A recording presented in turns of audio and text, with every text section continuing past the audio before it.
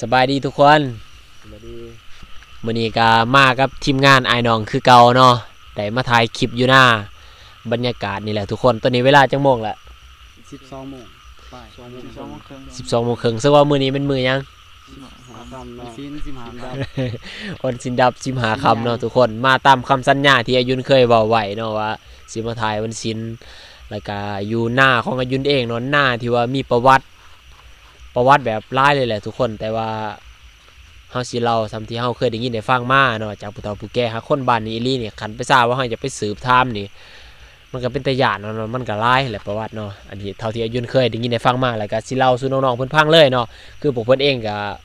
บางอันก็บ่ทันหูนะบางเรื่องก็บ่ทันหูเนาะประวัติที่หน้าแห่งนี้แหละให้มันเข้ากับธีมบรรยากาศเงียบๆเสียงกบเสียงเขียดแล้วก็อะไรเนาะเคินว่าหน้าน้ำสาง3บ่อเนาะหน้าอย่างนี้เนาะเดี๋ยวสิมาเล่าประวัติย่อๆให้ฟังเท่าที่เคยได้ยินเนาะตะกี้นี่เขาว่าอยู่นี่คันโซแล้วก็เป็นแบบบอนเขาเจ้านับถือเนาะคือบ้านนี่เอิ้นว่าเป็นบ้านชนเผ่าโอ้ยเนาะเขาเจ้าก็ย้ายไปย้ายมาแหละอยู่ผู้อยู่พาแล้วก็ลงมาอยู่เนาะตั้งเป็นบ้านแต่ว่าเขาก็เห็นว่าคืออยู่กกตะแบงตัวนี้แหละยินเขาเรากกตะแบงเนี่ยตะกี้นะเขาว่าเขาเห็นเสือกลางเว้นนี่แหละย่างเขาเห็นเสือแล้วที่ประวัติล่าสุดเนาะที่อายุนเคยเล่ามาตลอดก็คือสิเราสู่น้องๆเพิ่นฟังเลย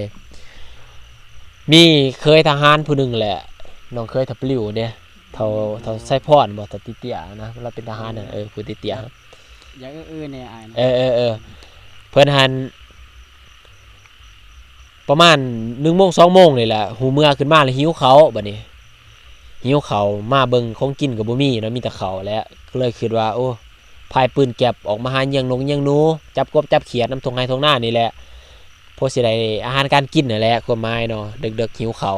ประเด็นก็เป็นเคยมาอยู่บ้านก็บ่ฮู้ประวัติมาก็มันส่องแท่น้ำสางนี่แหละส่องเยียงนกเยียงหนูส่องไปส่องมาเนาะเพิ่นว่าก็เริ่มรู้สึกจากที่ว่าบ่เคยย้านก็รู้สึกย้านรู้สึกวังเวงสักพักหนึ่งพอดีเห็นเป็นผู้เฒ่าใส่สุดสีขาวผู้ชายย่างผ่านเพิ่นไปย่างดุยไฟโคมไฟซ้ายซั่นก็บ่มีนะย่างแบบย่างผ่านไปเพิ่นก็ส่องไปซ้ายใส่เพิ่นก็เลยห้องถามว่าสิไปไสเพิ่นว่าคือคนบ้านนึงเมืองเดียวนะแต่ว่าบ่คุ้นหน้าคุ้นตาผู้เฒ่านั้นก็บ่ปากย่างผ่านเพิ่นไปเลยเพิ่นว่าบัดนี้คนคิงลูกรู้สึกแปลกๆแล้วเนาะรู้สึกมาตั้งสติได้ว่าห้วย1 โมง 2 โมงกลางคืนผู้ใดสิมาย่างแถวนี้นะฟืนไฟก็บ่มีขี้หลายก็สิเห็นที่ไผโคมไผทรายก็ตัดสินใจเมื่อเราสู่ลูกสู่เมียฟังตื่นมาเนาะไผก็ว่าจังได๋จะจังกะไปแถวนั้นครับว่าจะเจอดีแล้วครับก็ว่าอันนี้มันเรื่องที่1แล้วอัน2มาตะกี้นี่เขาเอิ้นว่าอาจารย์ซังมาอยู่นี่กูจะจื้อบ่ลืมซื้อแล้วแหละตะกี้หันแถวนี้เขาบ่กล้ามาอยู่ดอกเขาบ่กล้ามาบุกเบิกเนาะมันเป็นหน้าติดบ้านแล้วอาจารย์หันเพิ่นมาแต่บนอื่นแหละคนปากเซ่เนาะเพิ่นมาสร้างเฮือนอยู่บนน้ำสางนี่ก็เราเป็นคนขุดน้ำสาง3บ่อนี่เราเป็นคนขุดคนเทศสร้างเฮือนอยู่นี่ตะกี้หักแต่ว่าฟืนไฟบ่มีก็อยู่แบบแตกไผตะกระบอกไผตะเกียงเฮานี่แหละก็อยู่กับลูกกับครอบกับครัวเนาะแล้วมีมื้อนึงหั่นเราเองหั่นบ่ย้านผู้เป็นอาจารย์นั่นเราหันออกไปเฮ็ดเวียกทางนอกซะนี่แหละแล้วก็มีแต่เมียเราอยู่เฮือนผู้เดียวมื้อนั้นประมาณ 4-5 โมงแลงผู้เป็นเมียก็แต่งกินบ่เข้าบ่แกงนี่แหละระหว่างที่แต่งกินอยู่น่ะเนาะเฮือนก็เป็นเฮือนใหม่2ชั้นมีกล่องกะลางนี่แหละอยู่บนน้ำสางอยู่บนน้ำสางเฮือนตัวเทปูนนั่นแหละเห็นบ่บิ๊กตะกี้อยู่กัวขามมันมีเฮือนแต่ว่าเป็นห้อยเฮือนนะพอแล้วเนาะน้ำสางแล้วก็เราขุดไว้กินไว้ใส่แหละยามแล้งยามพ้น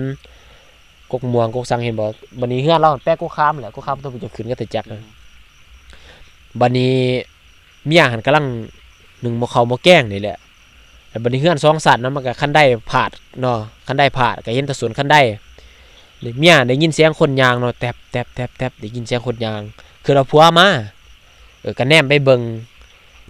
อันเห็นมือยวงขึ้นมาจับหัวคันไดฮะเป็นมือผู้เฒ่าดำขนาดเพิ่นว่า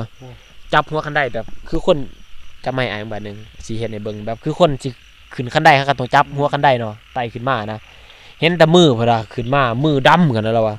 เห็นเป็นมือคือสัตว์ป่าผัวเป็นเมียมีแต่ห้องสติแตกเลย มาบัดนี้ก็แล่นไปหาพวกอยู่นอกบ้านเนาะก็ไปเล่าให้เขาฟังบัดนี้ผัวมาก็เล่าเหตุการณ์จังพอดีผัวหันบ่ย้านแต่ว่าเมียหันย้านก็เลยตัดสินใจย้ายมาปลูกเฮือนอยู่นี่ย้ายลงมาจากหลังนี้ไปอยู่หั่นเห็นบ่เฮือนทางเข้ามาเด้เฮือนบ่มีผาหั่นทางเข้ามาแหละแล้วก็เลยไปอยู่หั่นเลยย้ายไปอยู่หั่นย้ายมาได้บ่ดนเฮาก็บ่จักประวัตินำแล้วเราก็สุดท้ายแล้วก็ได้หนีจากนี่ได้หนีจากไปไสเฒ่าซุมื้อนี้ดินนี่ก็คายต่อตกทอๆๆๆกันมาเลยดินนี่คายตกทอต่อๆกันมาแล้วชาวบ้านเขาบอกว่าคือคนในพื้นที่เขาบอกว่าน้ำสร้างอันนี้นี่มันสิไปเสื่อมกับน้องลมแบบตลอดแรงตลอดพ้นเลยบ่มีบกบ่มีแหงนะเขาเอิ้นว่าไอ้สังเหือเก่าขันบ่หรือว่าคันใดเก่าขันอายุนก็ฟังมาแบบบ่ค่อยชัดเจนบ่ได้ตอนนี้เดี๋ยวสิไปถามผู้เฒ่าผู้แก่คืนเนาะแต่ว่าคนในบ้านนี่ยืนยันเลยว่าอยู่บนนี้นี่เป็นบ่อนที่แข็งเนาะบ่อนที่เฮี้ยนนั่นแหละแล้วคือเฮ็ดหน้าทุกปีนี่แม่อายุนนี่ต้องได้มาเฮ็ดแล้วของเส้นไหว้บูชาแล้วเท่าทุกมื้อนี่ก็ยังมีได้เขาเอาถั่วเทียนมาไหว้อยู่บนน้ำสาง3บ่อนั่นแหละเขาเอาเทียนไปไหว้อันนี้ก็เป็นประวัติข่าวๆเนาะทุกคนเนาะเท่าที่อายุนเคยได้ยินได้ฟังมาเดี๋ยวสิมาเล่าสู่น้องๆเพิ่นฟังแล้วเรื่องเสียมาเล่าสู่ฟังมื้อนี้เนาะเป็นเรื่องหลักๆนี่ก็คือย้อนคืนทุกคนเพื่อว่าผู้ใดบ่ได้ฟังเนาะเรื่องเก่าเล่าคืนว่าซั่นซะเป็นเรื่องเกี่ยวกับเมื่อยผีเนาะอันนี้เป็นเรื่องประสบการณ์ตรงจากเสี่ยวของอายุนเองเนาะเอามาเล่าให้ฟังเสี่ยวสุวรรณหรือว่าเสี่ยวโปกเนาะเราก็ได้ยินได้ฟังมาจากรุ่นอ้ายคือกันอันนี้เราต่อกันมา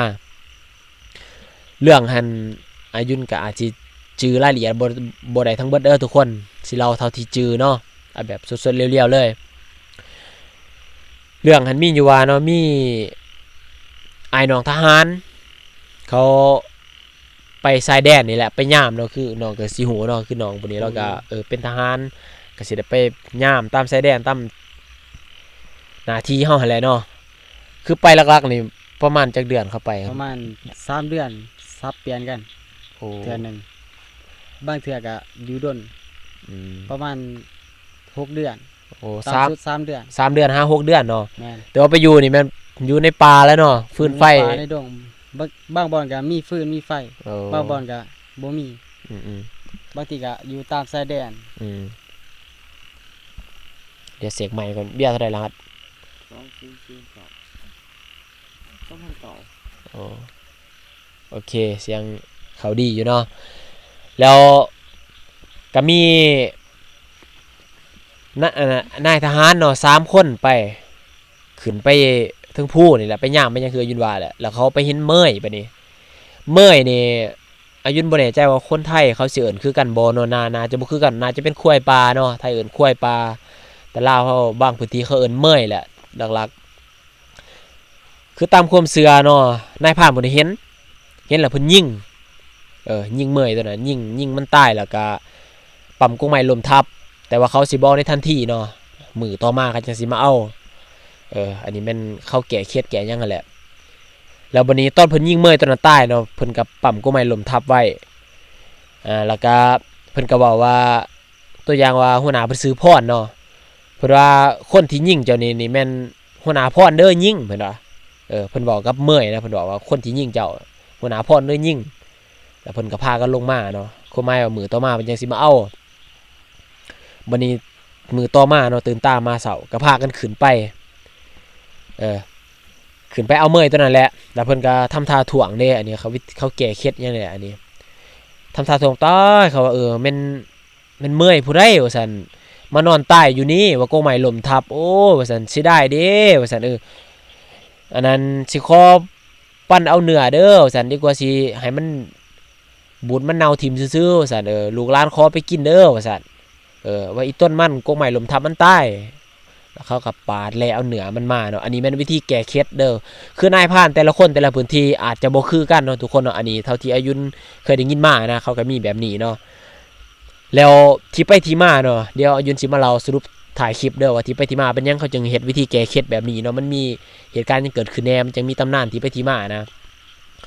หลังจากนายพราน3คนน่ะปาดเอาเนื้อเมื่อยตัวนั้นมาแล้วเนาะแล้วเอาเนื้อเอาซังมาแล้วก็ลงมาบัดนี้ลงมาบ้านก็มาปั้นสู้กันกินนี่แหละแบ่งพูดกันแล้วก็กินน้ำกันเนาะอ้ายน้องในขายแน่ญาติพี่น้องก็มากินน้ำกันหลายคนรวมถึงหัวหน้าพรผู้ที่เพิ่นบอกซื้อน้ำหั่นก็มากิน หากแต่ว่าเราหันบ่ฮู้ว่าเขาหันเอาซื้อเราไปขายแล้วเราก็มากินน้ำกันนี่แหละหลังจากกินซุ่มแซวกันคือจังซั่นแหละก็ผ่านไปประมาณคืนที่3พอดีมีไอ้น้องอยู่ในข่ายหั่นฟันไอ้น้องในข่ายฟันนี่บ่แม่นผู้ที่ว่าไปยิงดอกคนอยู่ในข่ายเขานอนประจำการเขาฟันว่ามีชาวบ้าน3คนแต่งโตวแบบคือคนอยู่ป่าอยู่ดงนี่แหละพายปืนแก๊ปลงมาคือกันถือผ้าถือมีดก็คือชาวบ้านทั่วไปนี่แหละต่างแต่ว่าบุคคลหน้าคุณตาเขาย่างลงมาถึงผู้พุ่นเขามานำหาคนซื้อพรเขาว่าบ้านนี้มีคนซื้อพรบ่อันนี้มันซื้อนามสมมุติเด้อทุกคนนายผ่าน3คนน่ะถามคนในหมู่บ้านนะถามไอ้น้องทหารน่ะว่ามีคนซื้อพรบ่บัดนี้ในความฝันนั่นไอ้น้องทหารก็เลยตอบว่ามีว่าซั่นก็หัวหน้าข่อยนี่แหละซื้อพรว่าซั่นหัวหน้ากองห้อยบ่ข่อยนี่แหละซื้อพรบอกคนในความฝันนำเฮือนเพิ่นอยู่ไสเพิ่นน่ะถามบัดนี้ลูกน้องทหารหั่นก็พาไปสีเฮือนนี่เด้เฮือนอยู่นี่แหละว่าซั่นในความฝันนั่นเพิ่นพาไปบอกพอจะตื่นขึ้นมาคือจังซั่นปรับพอดีหัวหน้าพรนั่นแล้วเขามาขายปกตินี่แหละแล้วเขามาขายบัดนี้ประมาณ 11-12 โมงนี่ใกล้สิเลิกแล้ววินหัวหน้ามืดตามัวขึ้นมาวินหัวเริ่มแน่นหน้าหายใจบ่ออกหายใจบ่ออกแบบคล้ายๆคือสิเป็นลมนี่แหละบัดนี้ไอ้น้องตาเขาก็แตกตื่นพากันมาเบิ่งได้เนาะบัดนี้เขาก็เลยใส่รถในข่ายรถสิอาบ่เขาก็พากันเอาเขามาส่งอยู่ห้องมอทหารเฮานี่แหละอยู่รักษามนี่เขาก็มาส่งก็ใส่อก2อก4จังแหละบัดนี้เราก็เจ็บหัวแบบเจ็บหนักครั้งเดียวจังแหละกวดกับแบบบ่เห็นจังนี่แหละนะหูแต่ว่าอาการมันแปลกๆก็เลยสิส่งขึ้นเมื่อสิส่งขึ้นมาห้องหมอใหญ่แหละส่งเรามาป่วยอยู่ห้องหมอใหญ่บัดนี้อ้ายน้องเขาก็เลยเว้ากันว่าผู้ที่ฟันหั่นเราความฟันให้พังนะเพิ่นว่าหรือว่ามันสิแม่นบ่กับตัวข่อยฟันหัวหน้าเป็นแบบนี้นะก็เลยเล่าปากต่อปากสู่กันฟังบัดนี้ไปสะดุดหูพวกนายพราน3คนนั้นจื้อได้บ่นายพราน3คนที่ว่ายิงเมื่อยตัวนั้นตายหั่นเพิ่นว่าโอ้ยเพิ่นว่าหรือว่าสิเป็นไปได้บ่ว่าผีตัวนั้นมันนำหัวหน้าพรนี่มาเพราะว่าในความพันนั้นลูกน้องก็ถามได้ว่าผู้จะมานำเพิ่นย้อนซั่งเพิ่นว่าหัวหน้าพรนี่ยิงควายเพิ่นตายหัวหน้าพรนี่ยิงควายเพิ่นตายเพิ่นสิมานำหาเพิ่นสิมาแก้แค้นเพิ่นสิมาให้รับผิดชอบนะความหมายรักควายแบบไปลักยิงควายเพิ่นตายพวกนั้นมานำหาหัวหน้าพรสิมาเอาเพิ่นสิเอาเพิ่นไปนำว่าซั่นนะความหมายเพิ่นมาทวงก็พอดีเราก็มาจากห้องหมอได้ปัวบ่เซาซั่นนะพวกต้องหมอบ่แน่ใจว่าเราอยู่ห้องหมอจักเดือนจักอาทิตย์ดอกอันนี้ลืมแล้วสุดท้ายเราก็ตายหัวหน้าพรนะเราหาอายุ45ปีจื้อได้อยู่อายุละ45ปีคนบ่เคยเป็นโรคอีสังนะคนยังแข็งแรงดีๆเนี่ยแล้วมีลูก2คนเราตายมากคือจังซั่นแล้วพวกอันนั้นก็เริ่มเชื่อได้บัดนี้ตื่มกับความฝันลูกน้องฝันมันตรงกันเด้เริ่มเชื่อแล้วบัดนี้ก็พอดีมีคืนนึงอันนี้ตะโปกเองอันนี้ตะโปกได้ยินตะโปกว่าคืนน่ะมันนอนประจำการ2คนนอนเผาประจำการ2คนหมู่กับไปลินนี่แหละปกติเขานอนประจำการจักคนประมาณเขาแบ่งกันหลายอยู่ประมาณมวลนึงประมาณ20ไปคนบางขายก็บ่หลายบางขายก็หลายคือในคืนนึงนี่ประมาณจักคนเขายามเฉพาะเขาแบ่งหมวดเป็น3หมวดนึงประมาณสว่าคนเบิดขายแบ่งกันเป็น3หมวดหารกันต่างแต่ว่าสิกงหอยไผหลายหน่อยเนาะกับผู้ได้ค่าบ่ค่าแต่ว่ามื้อนั้นถ้าเสียโปเขาว่าเพิ่นนอน2คนหลังจากที่มันนอน2คนคือจังซั่นแล้วมันได้ยินเสียงหัวหน้าย่างคือเฮานี่ผู้จะจื้อบ่คือบาดกล่าวพ่อแม่ผู้จะย่างนี่เฮาจื้อได้เนาะเวลาเหยียบขี้ดินหรือว่าเหยียบเฮือนนี่เฮาสิจื้อว่าเป็นผู้ใดนะถ้าบอกว่าเสียงย่างที่คุ้นเคยนี่เป็นเสียงหัวหน้าแบบลักษณะคือว่าครึ่งหลับครึ่งตื่นนะสิว่าฟันก็บ่แม่นแบบกำลังเสือบไปได้ยินเสียงหัวหน้านี่ย่างมาแล้วก็ไขประตูเข้ามาไขประตูห้องเข้ามาดังเข้ามาแล้วหัวหน้าน่ะย่างแล้วมันหยุดอยู่บนปลายตีนมันว่าแล้วหัวหน้าน่ะบอกว่าเอ้าว่าสุวรรณว่าซั่นอ้ายน้องนี่ไปใส่เบิดว่าซั่นคนไปใส่เบิดว่าซั่นคือบ่เห็นคนนะแล้วมาทักมาถ่วงคือบ่เห็นคนไอ้น้องไปใส่เบิดว่าซั่นคือเหลือแต่พวกเจ้าแต่สุวรรณทางนี้นี่มัน โตแข็งแหละมันว่ามันลักษณะคือถือพี่อ้ำนะมันว่ามันโตแข็งหายใจบอกแล้วเริ่มห้องแต่ห้องบอกสิห้องให้หมู่ตะขางกันซวยจนนึกถึงคุณพ่อคุณแม่ลุดคือซั่นล่ะก็เลยว่าเอ้าก็ได้จะคือบ่ปลุกข่อยแน่ซั่นจะยินบ่เสียงข่อยละเมอบ่ได้ว่าได้ยินเจ้าข้างซั่นจะคือบ่ปลุกข่อยแน่ข่อยบ่กล้าปลุกซั่นน่ะว่ามันจนได้ไปเอามีดมาเหน็บไว้บนหัวบนนอนมันจังนอนหลับในคืนนั้นมันฝันมันเลยตื่นมามันจังเล่าให้หมู่ฟังว่าเห็นหัวหน้าเนี่ยมายืนอยู่ปลายตีนแล้วเพิ่นทวงว่าอ้ายน้องไปไสเบิดคือบ่เห็นคนในค่ายเพิ่นว่าแล้วซ้ำบ่นำหั่นเมียหั่นกับลูกหั่นนอนบ่ได้คือกันผู้เป็นผัวหัวหน้าพรนี่แหละเพิ่นหั่นปกติเพิ่นสิมักอันนั้นเขาเอิ้นว่าเรามักเฮ็ดปืนแก๊ปหั่นนะได้ยินเสียงเพิ่นพันไม้แล้วบ่หรือว่าเพิ่นเฮ็ดเวียกเพิ่นดังก๊อกแก๊กอ้อมเฮือนอยู่จังซั่นแหละลูกเมียเนี่ยย้านจนว่านอนบ่ได้จนได้หาเอื้อยน้องอ้ายน้องทหารนี่ไปนอนนำไปนอนเป็นหมู่นะเปลี่ยนซิดเว้นก็ไปนอนนะไปอบอุ่นคือแต่ละคืนนี่ตัวอย่างว่าหมวดนี่มาเนาะมา 2-3 คนแล้วมือใหม่มากอ่ะเปลี่ยนกันมามานอนเผาอุ่นเฮือนนั่นแหละอุ่นเฮือนหัวหน้าไปนอนนำลูกนำเมียเราก็นอนคนละห้องแล้วความหมายอยู่จังซั่นประมาณได้เดือนปลายนี่แหละพอดีเมียเราก็ย้ายไปอยู่นำพี่น้องแล้วเฮือนนั่นก็ป้ายคนเวียดมาเซาขายเครื่องจนเฒ่าซุมื้อนี้ลูกเมียบ่กล้าอยู่เลยว่าเราหันวนเวียนอยู่จังซั่นแหละผู้เป็นผัวหั่นกับไอ้น้องในค่ายหั่นสิเห็นเราแบบออกๆเขาๆอยู่จังซั่นแหละถูกหลอกถูกอ้ำจังนี่แหละเราเป็นคนที่ว่ารักหน้าที่การงานนะมักเขาไปนั่นน่ะแนวนี้แล้วย้อนกลับคืนทุกคนที่ไปที่มาประวัติของพี่เมยคือยุนเว้านี่แหละเคยมีตำนานเราว่าหมู่บางท้องถิ่นสิคือกันหรือบ่เนาะเขาว่าพี่เมยนี่แม่นเป็นควายปลาเป็นควายของพวกผีบังบดหรือว่าพวกเมืองลับแลเพิ่นอยู่อีกมิตินึงเป็นควายเป็นงัวของเพิ่นเพราะว่าตะกี้ตะกอนนี่อันนี้เคยยินตำนานแล้วว่ามีนายพรานนี่แหละเขาป่าไปหาล่าสัตว์แล้วไปเจอพ่อเฒ่าผู้หนึงนั่งซานตอกนั่งเล้าตอกไม้ไผ่นี่แหละใส่กุ๊บแต่งตัวคือชาวบ้านเนี่ยนั่งก้มหน้าแล้วนายพรานเพิ่นนั้นก็เลยไปถามว่าพ่อใหญ่ว่าซั่นเจ้ามาให้ซั่งอยู่กลางป่ากลางดงอะสิห้วยเพิ่นว่าข้อยก็มาเลี้ยงควายคนนี้แหละเพิ่นว่าใส่ควายเจ้าสีไปก็เห็นเป็นเมยอันนายพรานเบิ่งน่ะเป็นเมยก็ควายป่าแล้วมันกินหญ้าแท้นั้นนี่แหละควายข่อยเพิ่นว่าข่อยมาเผาควายข่อยเพิ่นว่ามาเลี้ยงควายข่อยเพิ่นว่าแล้วนายพรานนั่นก็เขาก็ไปล่าสัตว์ต่อเขาก็บ่ได้สนใจนำเราดอกแล้วบัดนี้เขาหาสัตว์บ่ได้เขาก็เลยฆ่าเมยตัวนั้นนะเขาก็ยิงเมยตัวนั้นกินพอจะยิงเมยตัวนั้นกินปั๊บบัดนี้2คนเนี่ยเอาลงเมื่อบ่ได้เพิ่นก็เลยบอกหมู่เพิ่นผู้นึงหั่นให้ไปเอิ้นคนมาเอาลงเมื่อนำกันแบบขาเนื้อจังนั้นมาคนเมื่อลงเมื่อนำกันแล้วให้ผู้นึงกันเผาไว้มื้อนี้ถ้าผู้เผาหั่นเพิ่นย้านบัดนี้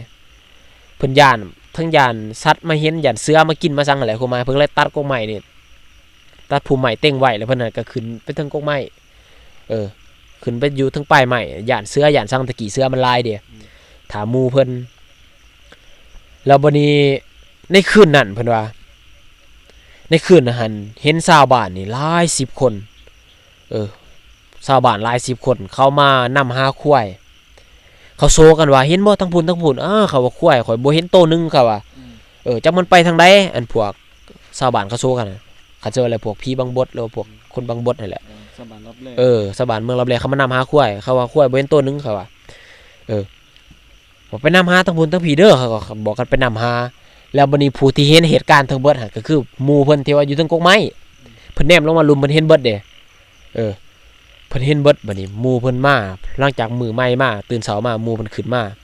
เพิ่นจังเล่าเหตุการณ์ให้หมู่เพิ่นฟังว่าโอ้ยว่าซั่นควายนี่บ่แม่นควายนั่นเด้อนี่ควายผีเด้อว่าซั่นควายอันนั้นเด้อว่าซั่นเพิ่นออกมานำหาเพิ่นก็เล่านะว่ามีคนมานำหาเฮานี่ยิงควายเพิ่นกินได้ว่าซั่นหมู่เพิ่นผัดบ่เชื่อผู้ที่เอาชาวบ้านขึ้นมานำบ่เชื่อแต่มอเห็นนั่นบ่กล้ากินบ่กล้าแตะต้องเลยอันควายตัวนั้นหาหมู่ไปแล้วแต่หมู่มันบ่ฟังชาวบ้านเขาก็พากันแลเนื้อนั่นล่ะก็พากันเอาไปกินก็ปรากฏว่าผู้ที่กินเนื้อเมื่อยตัวนั้นบางคนก็เป็นบ้าบางคนก็ตายตายแบบบ่รู้สาเหตุบางคนก็นอนไร้ตายไปเลยนะบางคนก็เป็นบ้าเสียสติไปเลยอันผู้ที่กินนะหมอนั่นก็เลยหมอที่เห็นเหตุการณ์ทั้งหมดนั้นมันบ่กล้ากิน มื่อเราคอยห้ามแล้วเขาบ่ฟังก็เลยเป็นตำนานเราต่อๆกันมาเลยว่าเขาบ่กล้ากินเมื่อยผีตัวนั้นแหละเมื่อยหรือว่าข้วยปลาถ้าเกิดว่ามีพันเก่งอีหลีเนาะเขามีของดีหรือมีวิชาอาคมหั่นเขายิงเนาะส่วนเขายิงมื้อนี้ปั๊บเขาสิบ่เอาทันทีได้เขาสิบ่เอานำกลับบ้านเลย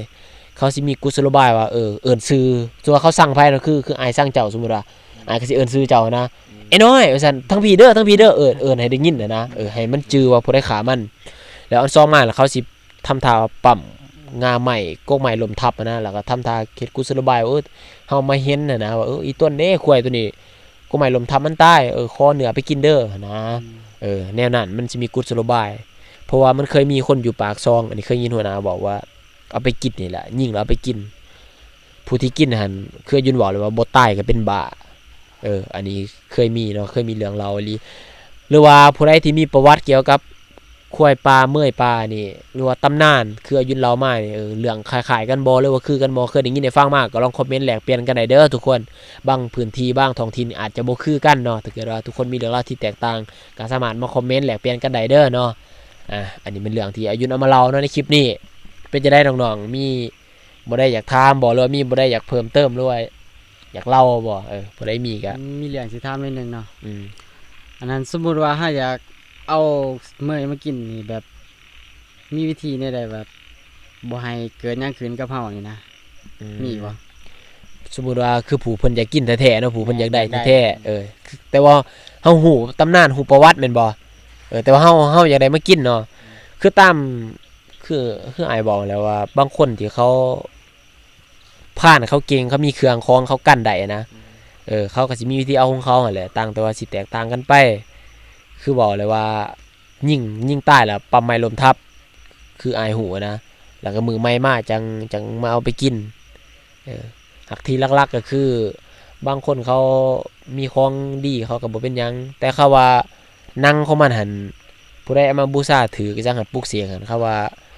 เอามาขามาคายแบบบางคนก็ว่านางเหนียวบางคนก็ว่าร่ำรวยหยังหั่นนะผู้ใดเอามาบูชาคือเขามันบ่คือนางมันยังมันหั่นนะอันนี้เท่าที่อายุนเคยได้ยินได้ฟังมาเนาะทุกคนอาจจะพังเพื่อความบันเทิงและพังเพื่อเป็นตำนานเนาะทุกคนมันเป็นเรื่องเล่าตำนานนี่มันบ่มีข้อมูลที่ว่ามาอ้างอิงเนาะเป็นเรื่องเล่าตำนานคือยินบอกแหละบางพื้นที่บางท้องถิ่นก็สิบ่คือกันไปหักน้องได้ยินบางคนโซว่าแบบเฮายิ่งนี่แหละเอาต้นไม้ล้มทับแล้วก็หาผ้าขาวจังมามัดปากเมื่อยนะโอ้แบบเวลาเขามานำคุ้ยแล้วก็แบบบ่ให้เมื่อยบอกชื่อแบบคนหญิงนะได้เคยยินผู้เฒ่าผู้แก่โซ่ให้ฟังอันนี้ก็เป็นไปได้เนาะคืออายุบอกเลยว่าเห็นบอกเขาจังเฮ็ดกุศโลบายว่าเอิ้นชื่อกันน่ะเนาะคือมัดปากไว้อาจจะเป็นบ่ให้มันไปบอกเนาะว่าผู้ใดฆ่ามันบางคนก็มัดปากบางคนก็ปิดตาเนาะคืบางคนเขาเว้าอันนี้ก็เป็นเรื่องที่1เด้อทุกคนเดี๋ยวสิมาหาเรื่องที่2อีกเนาะเดี๋ยวมาฟังต่อว่าเรื่องที่2สิเป็นเรื่องใดเดี๋ยวสิมาปรึกษากันใหม่แล้วสิมาเล่าเรื่องที่2อีกเด้อทุกคนสำหรับคลิปนี้โจไว้ซ้ำนี้กันเนาะทุกคนเนาะเดี๋ยวมาฟังต่ออีกเรื่องต่อไปเด้อทุกคนพอได้พักเบรกเหี่ยวก่อนฟังอายุเรานอนหลับตาหยาบเขา2009ดูเขาเด้